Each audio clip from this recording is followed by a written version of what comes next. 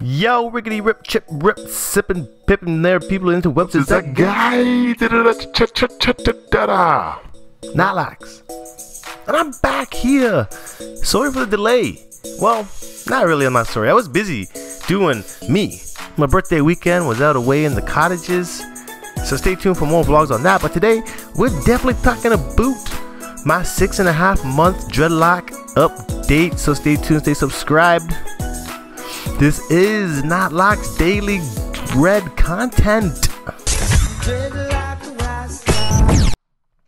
So getting right into this video here, I'm just gonna be going picture by picture. I do have quite a few pictures that Doug Izon did take. Go check out his channel, it's in the links below. But today basically it's been 6.5 months since I started these locks once again.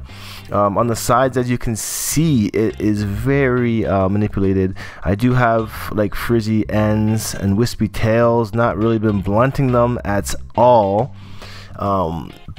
In this photo here specifically, you can see the frizziness on the sides, and you can see the locks starting to form. And if you remember me in a couple of update videos in the past, I said that it won't be around 8 months until I really start to see some progress with the freeforms on the top of my scalp, and by all means it is definitely starting to show more now than ever before.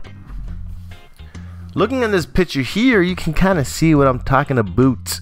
You can see on the top of my dome that the light shining through in the picture is starting to show the locks. They're starting to take. I won't lie, they are starting to bunch up and naturally section themselves out. Don't get me wrong, I have been assisting with the sectioning because I don't want to have like Congos too crazily, but I do want to have like the way they're separating right now is that they're going a bit thinner than most freeforms would turn out to be, I suppose.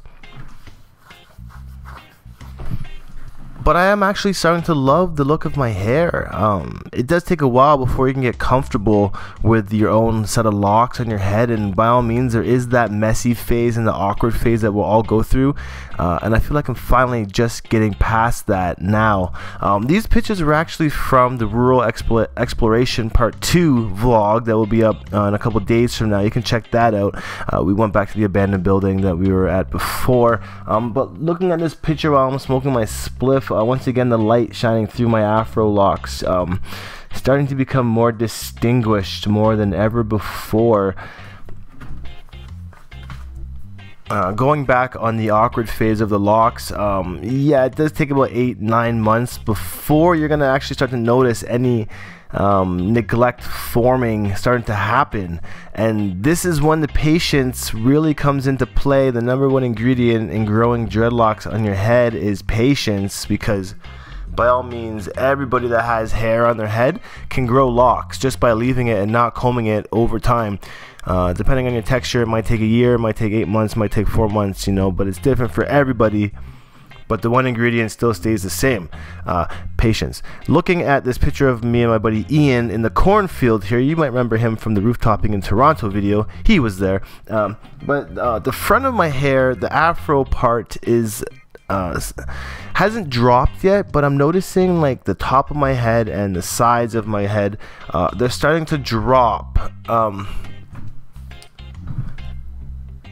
I figured they would have like kind of stood up on end a bit more, like how Chin Miguel had his locks when they were freeforming. They stood up straight, but looking at my progress, I have a feeling that it's not going to be the same, because the locks on the top of my head are actually starting to drop already. Not in these pictures.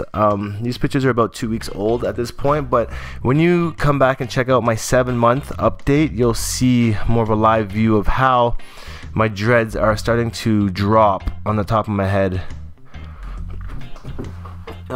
This picture really shows the difference in texture between my manipulated locks on the bottom versus the afro locks on the top.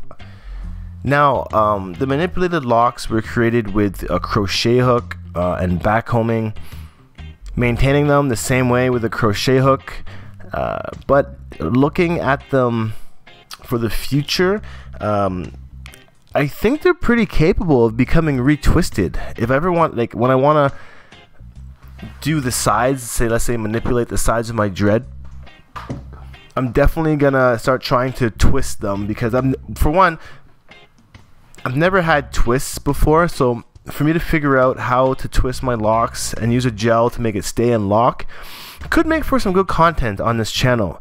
And alongside, I already showed you how I created those locks on my side with the crochet hook on those live streams. This could make for some more tutorials on how to retwist your hair.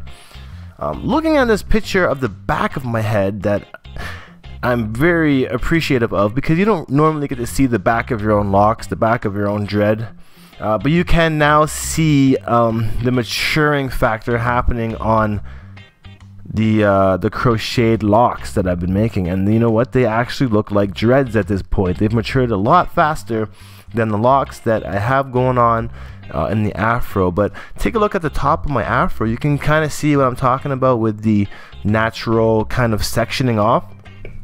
And what I've been doing is unnaturally separating them into the kind of natural pattern they're kind of forming. If that makes any sense. I'm not going to try and be like a freeform Nazi and this and that, but you know that locks are just locks. Freeform, semi-freeform, crochet, retwist, backcomb, neglect, whatever, they're all just locks. So there's no point in getting so uptight about, oh, this is that, or he's got this. You know, we all just got locks in the long run. So the afro portion on the top of my head here, I start to lose hope a little bit when I see it, because I'm like, damn, this shit's never gonna lock. Reminds me of the Rob Banks video that I made, and how the front of his hair is not locked either. Not locked. Not locks, get it? Funny. But anyways, yeah, the front of it is not maturing, but I do feel that with time, it is definitely going to be the last portion of my afro locks to start and lock up.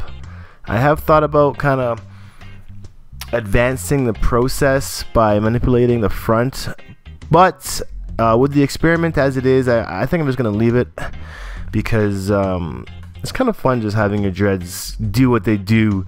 But this whole set of locks I have going now is definitely experimental once again. I do find that having locks in general is experimental. You have to really do trial and error to see what is working and what is not working on your hair. Not everyone is gonna be able to use the same method as one another, so kind of like I said before, be patient and understand that there's a way for you to get your locks. Just kind of, you got to try it, and you have to have a lot of confidence. Definitely a major part of the game alongside patience is confidence. Don't let people bring you down. Don't let people tell you your hair looks whack. Don't let people tell you you need to go get a haircut. Put it to the side, because you know that your hair is going to turn out for you in the long run. You know, you're not really trying to do it for other people, it's for yourself.